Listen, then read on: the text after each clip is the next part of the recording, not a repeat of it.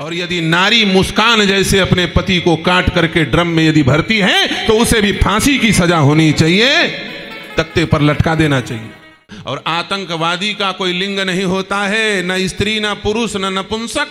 आतंकवादी केवल आतंकवादी होता है, अधर्मी केवल अधर्मी होता है।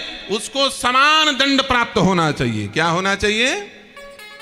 स्त्री हो, पुरुष हो, नपुंसक हो, चाहे किसी भी वर्ग में हो, यदि वो विधर्मी है तो उसको समरूप से समान दंड प्राप्त होना चाहिए। आज भारत के संविधान में बहुत सारी समस्याएं हैं जिसके कारण सनातनी समाज संतप्त है। अरे भैया, छोटी छोटी बातों पर झूठा दहेज प्रताड़ना का आरोप लगा करके पुरुषों को सड़ा दिया जाता है, उनका जीवन बर्बाद कर दिया जाता है, जेल में भर दिया जाता है। बूढ़ी मां सजा काट रही है, बूढ़े बाप सजा काट रहे हैं, निर्दोष भाई जिसकी नौकरी लगने वाली है उसे ले जा करके जेल में बंद कर दिया जाता है। झूठे दहेज प्रताड़ना का केस नारी होने का लाभ लेकर के।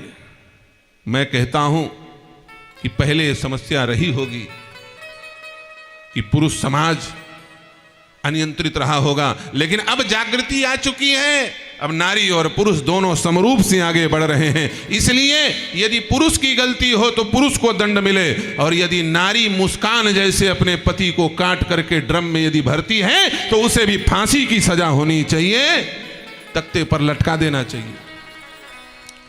यदि ऐसा नहीं होगा तो धीरे धीरे हमारे समाज का पतन हो जाएगा। विवाह रूपी पवित्र बंधन संदेह के दायरे में आ जाएगा। नवयुवक शादी करने से टकराने लगेंगे।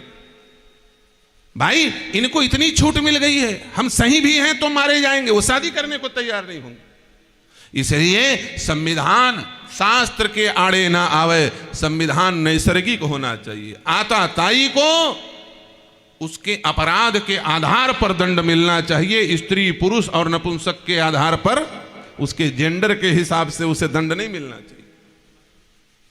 कौन है उस हिसाब से नहीं, व्यक्ति को पहचान करके नहीं कि जर्नल है तो फांसी में लटका दो, ओबीसी है तो उम्र कैद कर दो, और एसटी एससी है तो छोड़ दो, ऐसा नहीं।